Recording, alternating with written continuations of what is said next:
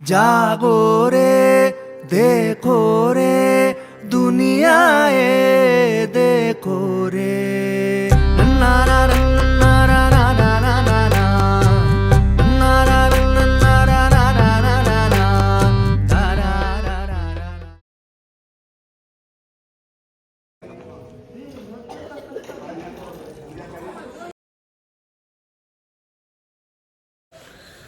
Good morning.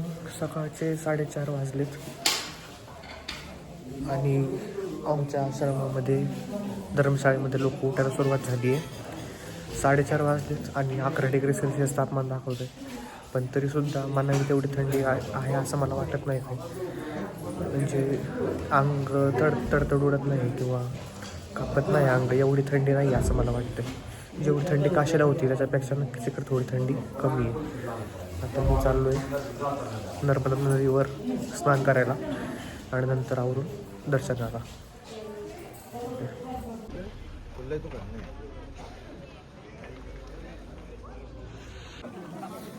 पाण्याची पातळी खूप कमी झाली आहे. आत्ता मी पाहिलं तिथं नर्मदा आरतीचं स्थान आहे, या ठिकाणी आलो आहे. आणि काल जेव्हा मी संध्याकाळी आलो होतो तेव्हा हे जे समोर दिसत आहेत ना कपडे बदलायचे कंपार्टमेंट, ह्याच्या पण पलीकडे पाणी होतं. ह्या पायऱ्यांपर्यंत पार पाणी गेलं होतं काल संध्याकाळी. आणि आज पाणी एवढ्या खोल गेले. आत्ता 4:45 वाजलेत. बऱ्यापैकी गर्दी आहे असंच म्हणायला लागलं आपल्याला लोकांची. आणि तिकडे ओंकारेश्वर महाराज. चला आता मी जातोय, आंघोळ करतो आणि दर्शनाला निघतो. व्हिडिओ सुरू आहे ना? नमः पार्वती पतये हर हर महादेव. नर्मदे हर ओंकारेश्वर महाराज की जय. गंगेचे मुने चैव गोदावरी सर्वस्व कावेरी सिंधु नर्मदा जल महादेव.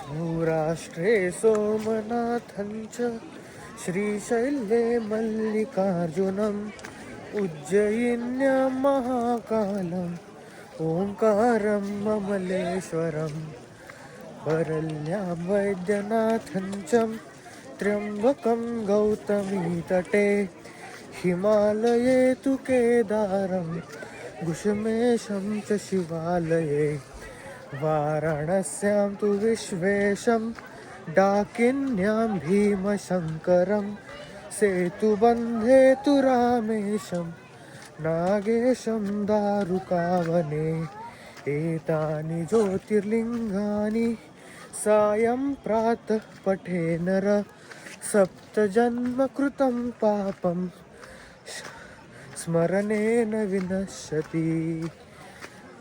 ज्योतिर्लिंग भगवान की जय. हर हर महादेव. नर्मदे हर ओंकारेश्वर महाराज की जय. मस्तपैकी सकाळी 5 वाजता, पहाटे 5 वाजता आंघोळ झालेली आहे. आणि आता कपडे वगैरे बदलून आपण जाणार आहे दर्शनाला. चलो. नर्मदे हर हर हर महादेव. तर मित्रांनो आता मी आवरलंय पद्धतशीर, तुम्ही बघू शकता. आणि नर्मदे हर. आता मी चाललोय दर्शनाला. उशीर झाला आहे, 5:30 वाजलेत. पण ठीक आहे, काय प्रॉब्लेम नाही. I don't want to rush things असं एक्सक्यूज मी देतोय. चलो निकलते हैं.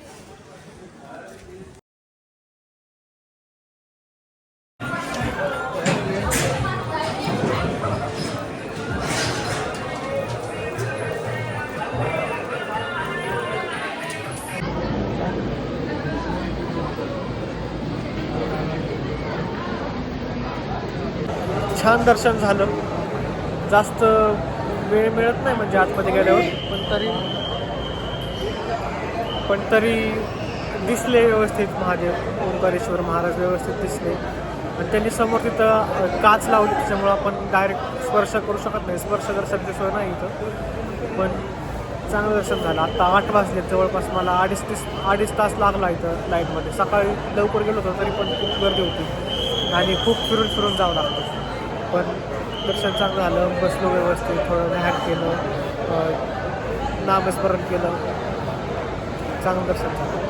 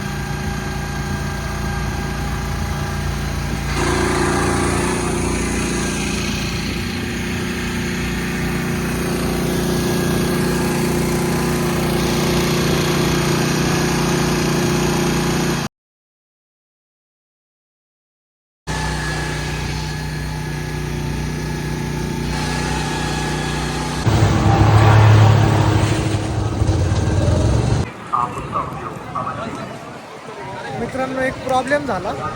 मी बोट राईड घेतली. बोट राईड सुरू केली होती मी मंदिराच्या पलीकडच्या साईडने, पार तिकडून.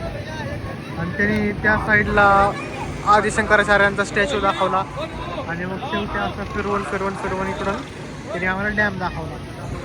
तर प्रॉब्लेम असा झाला आहे, मी सकाळी माझी चप्पल झुला पूलच्या राईट साईडवाल्या चप्पल स्टँडवर काढली होती आणि आता मी आलो आहे ऑपोजिट साईडला. चप्पल घेण्यासाठी एवढं लांब जायचं माझ्या जीवावर आलं. सो असं मी असं करणार आहे की पहिल्यांदा तिकडे जातो ममलेश्वर मंदिराच्या त्या साईडला, ममलेश्वराचं दर्शन घेतो आणि मग नंतर परत हा झुला पूल क्रॉस करून या साईडला जाऊन इथं माझी चप्पल घेतो आणि पुढचं काय ते ठरवूयात. मग चलो ममलेश्वर.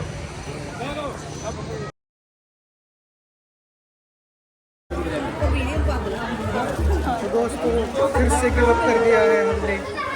ममलेश्वर मंदिरात गेलो होतो, असा अंदाज होता की परत 2-2-2.5 तास लागतील.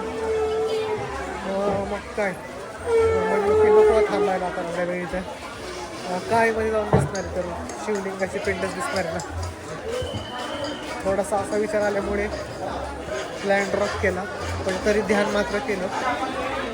महामृत्युंजय मंत्राचे 108 वेळा नामस्मरण केलं आणि निघालो आता रिटर्न. चप्पल घ्यायला जायचं आपल्याला. चलो.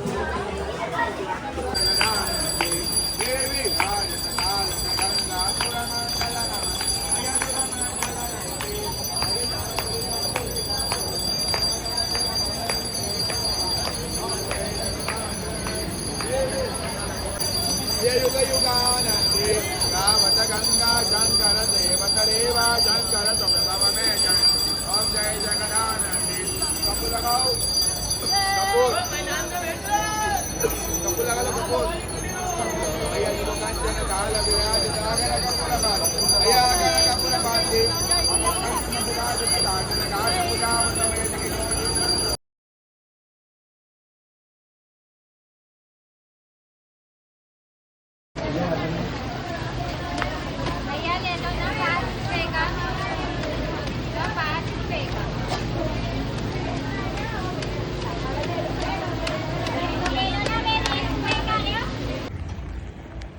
चलिए दोस्तों, ओंकारेश्वर में वास्तव्य अब ख़त्म करते हैं और निकलते हैं अगले पड़ाव की or.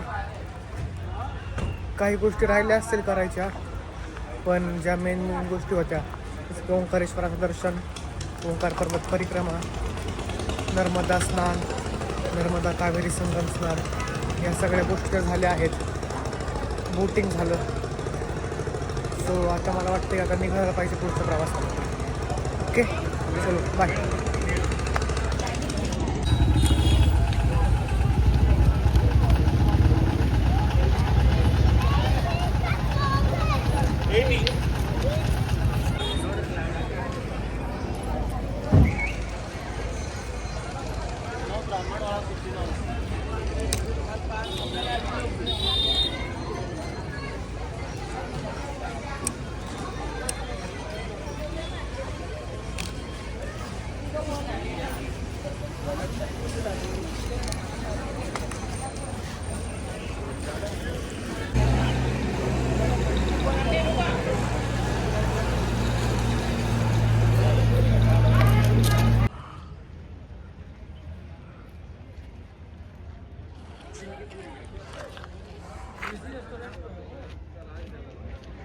Tang, tadang, tadang, tadang, tadang, tadang, tadang. Tang, tadang, tadang, tadang, tadang, tang, tadang, tadang, tadang, tadang, tadang, tadang.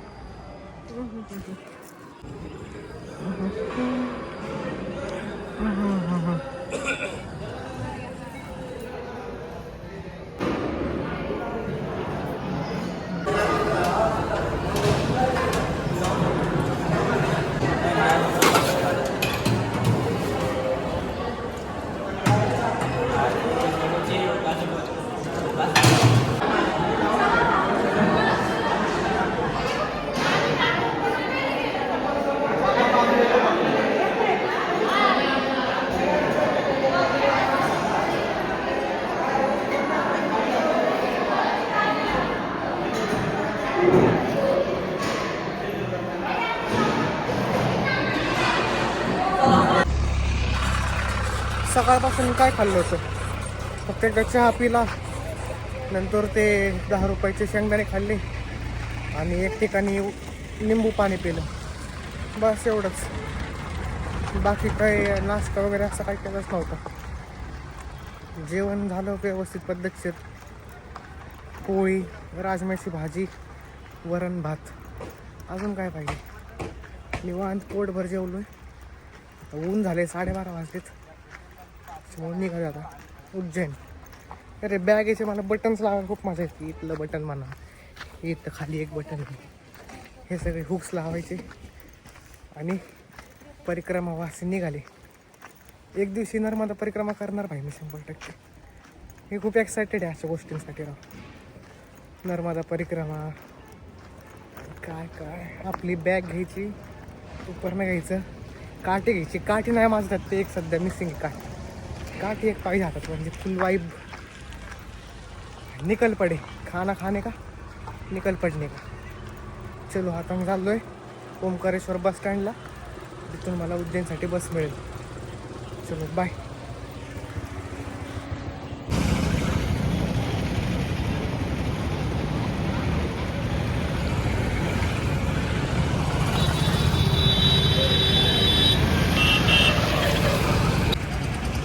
काही म्हणा भाई, माझ्या अंगात मस्ती आहे का किडा आहे का काय. आलो चालत. लोक म्हणत होते घे रिक्षा घे रिक्षा. रिक्षा घेऊन बस स्टँडपर्यंत जा. नया बस स्टँडवर आलो आहे मी. कायले नाही 10-15 मला. आता बघतो महेश्वरसाठी गाडी आहे का. थोडा हा प्लॅन नाही चेंज आहे. उज्जैन जायच्या ऐवजी महेश्वरला जावं अशी माझी इच्छा आहे. चेक करतो गाडी आहे का. बाकी अपडेट देतो. Okay bye.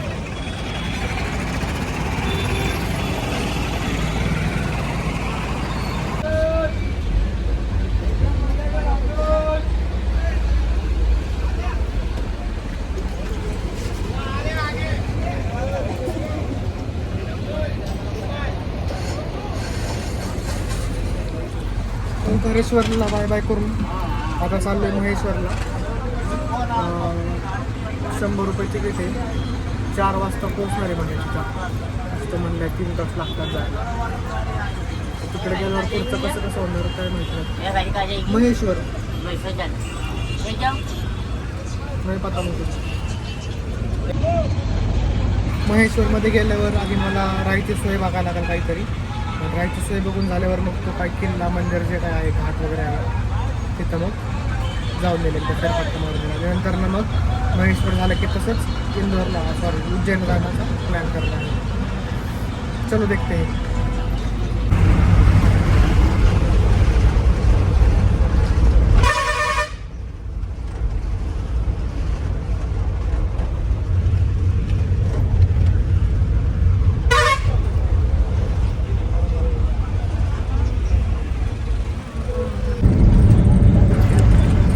सीट में कॉल कर दिक्कत इसलिए आ गए वो आगे बैठने के लिए.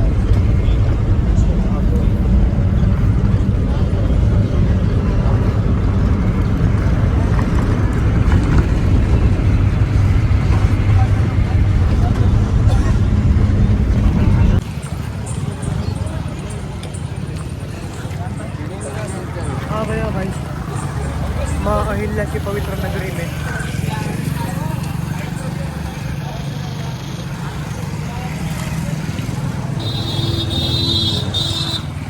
काय करायचं. महेश्वरमध्ये एक यात्री निवास बघितला आहे. परिक्रमावासियांसाठी फ्री आहे म्हणे किंवा अल्प दरात. तिथं चाललो आहे आता गलीमधून. First rejection at Maheshwar. आता चाललो आहे कोणता मुनीबाबा आश्रम आहे म्हणे तिथं बघून येतो. तर तिथं मंदिरं पण भरपूर दिसत आहेत. एखाद्या मंदिरातच जातो रात्री करणारा विषय झाला तर बघूयात. चला सीनच झाला भावा. सेकंड रिजेक्शन प्रॉपर रिजेक्शन नाही म्हणतो कारण हे होतं एक वृद्धाश्रम आणि मी याडगत वृद्धाश्रमात गेलो विचारायला. चलो दुसरा चेक करते. हे ऑप्शन 3 ॲक्सेप्टेड.